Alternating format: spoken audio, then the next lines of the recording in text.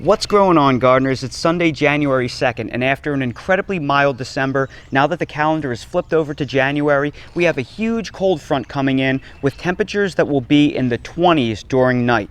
So here in my Zone 8A North Carolina climate, I have to protect my cold-sensitive subtropical fruit trees, and I'm going to show you exactly how I protect my large, cold-sensitive tropical trees like this avocado tree right here. If you're new to the channel, please consider subscribing and hitting the bell to receive new video notifications, and check out our Amazon storefront and spread shop in the video description for a list of the gardening products I use and awesome custom designed apparel and other gear. Your support is greatly appreciated. Now here in Zone 8A North Carolina, we're liable to get anywhere from 10 to 15 degrees Fahrenheit as an annual minimum on any given year, and that will be absolutely deadly to my Lila avocado tree right here.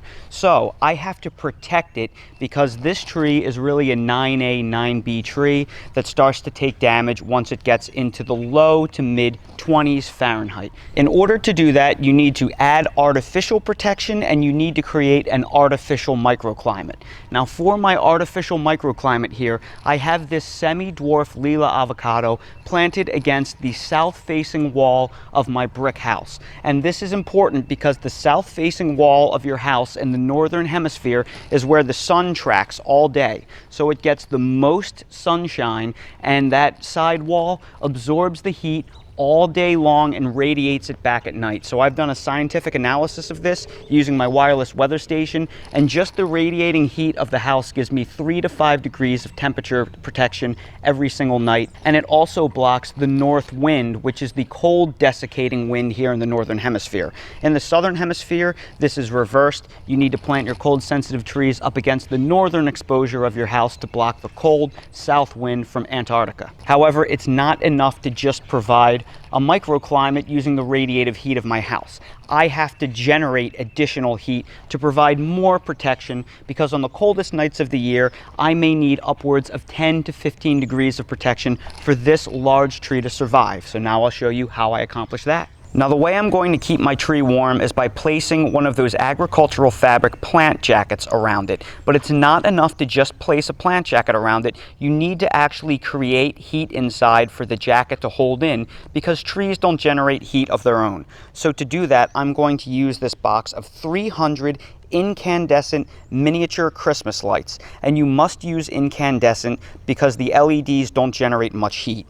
Each strand is rated at 61.2 watts. When you add them together, that's 122.4 watts. So this is like putting a 120 watt light bulb in your plant jacket to heat the tree inside. Alternatively, you can use these incandescent C9 light bulbs, which are much larger.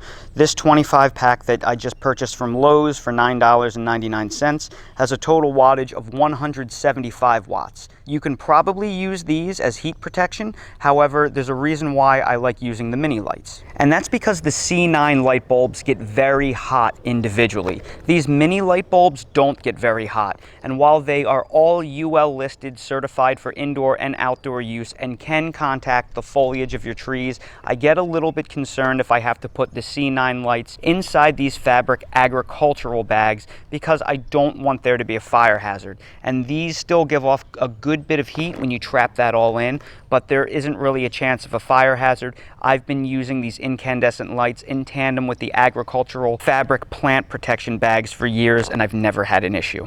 Now the first thing that you'll notice is I built a little hoop house structure around my avocado tree. And the reason why I did that is because not only does it make it easier for me to slip the plant jacket over it, but when the plant jacket freezes on the surface and frost forms outside, if the plant jacket contacts any of the foliage, that could technically transfer the cold and freeze the outer limbs and cause some dieback. So if you provide a little bit of a buffer space, you'll be less likely to see some dieback. The other thing is, if you just put the plant jacket directly over the trees, when the wind blows, the branches can puncture through the plant jacket over time. So when you build a little structure, that makes things a little bit safer for the tree, easier for you, and you'll probably get more years out of your plant jacket. Now this structure right here is built out of 1/2 inch diameter 10-foot sticks of UV-resistant electrical PVC conduit from Lowe's, from the electrical aisle. And the way I have this built is, under here, I just took some 3/8 inch rebar and I pounded it into the ground. These are 4-foot sticks of rebar. They're pounded into the ground about 12 to 18 inches. And then I just slip the conduit right over it, and that makes my hoop house structure. Then I simply bought some 1/2-inch T conduit couplings from the plumbing aisle, and then I put another piece of PVC conduit, 1/2-inch PVC conduit, and connected the 2 conduit T's there and there just to brace the structure. And you don't really need too much more support than this. It's fine just to put a plant jacket over a modest-sized fruit tree like this. One of the most important things that you need to know is the dimension of the structure that you build, because it has to be built pretty much perfectly to fit your plant jacket. Now, in my Amazon storefront, down in the video description, I have a 120-inch by 120-inch 0.95 ounce weight plant jacket made out of agricultural fabric with drawstrings that I have linked. And that is the plant jacket that I use to cover this mid-sized fruit tree. And in order for that plant jacket to fit, you have to make sure your dimensions are correct, because you need the dimensions to be such that the plant jacket isn't so loose that it'll blow away in a windy night, but you also can't make it so tight that you'll never get it over and struggle to get it over the structure. So the proper dimensions that I have here is a length of 64 inches long in this direction and 48 inches wide back towards the house. So 64 inches by 48 inches houses this tree just right, and the plant jacket is nice and snug, but it's not so tight that you'll struggle miserably to try and get it on. And that will allow you to protect a pretty good sized dwarf or semi-dwarf fruit tree like this avocado. Now we need to start placing the incandescent Christmas lights. And I like to start at the very bottom of the trunk here. And it's the most important to insulate the trunk, especially around the graft. Just because if we get some kind of really horrible, severe freeze event, like what Texas just got last February of 2021, and it kills the tree down, it'll be able to potentially grow back from this location here. So it's very important to warm the core of the tree the most. So that's why I've clustered most of the lights around the core trunk. After the lights have been placed around the core of the trunk, we are going to continue placing the lights all over the canopy and try to get them distributed as evenly as possible, so we get pretty even heating that we're able to hold in with the plant jacket. But it doesn't have to be perfect, because keep in mind, you're heating the plant jacket. It's a small space, so all of the heat will distribute fairly evenly. I have all of my incandescent lights run to all of my sensitive fruit trees right here, and the way I'm going to control them is wirelessly. I have them plugged into an outdoor smart outlet that I can control remotely using an app on my phone. And I have this outlet linked in my Amazon storefront. Watch how cool this works. I can turn off my satsuma, I can turn off my avocado and my lemon tree from anywhere in the world just by using this outlet, which is really awesome. It hooks up to a Wi-Fi connection. So I really love this thing, because now I can say, go on vacation for a week and check the forecast, and I know that if it's going to be really cold that night, I can simply turn on my lights to add more temperature protection to my plants. One thing that people ask me several times every year is, why do I have bricks around the base of my tree? And I use the bricks around the base of my tree to insulate the graft and above the graft, because if we get one of those horrible Texas freezes like February 2021, where everybody's trees were killed by a 100-year freeze, this will in theory protect the graft. So what I do is I use these 24-inch long 3/8 pieces of rebar, and then I use these cord bricks which have holes in them, and I slip the rebar through there, and then I just alternate the brick end over end, and then that will in theory provide even more cold protection to my to the graft of my tree. Now you can see how deep the graft is protected in there. And I always leave a little gap in the bottom so the bottom of the cord can come out freely. You don't want that resting against the brick because it could damage the jacketing of the wire. And now the last thing that we're going to do is place our plant jacket on top of our structure right here, and that will hold in all of the heat from the lights. And between that and the radiative heat of the house, this provides a tremendous amount of protection to your sensitive fruit trees.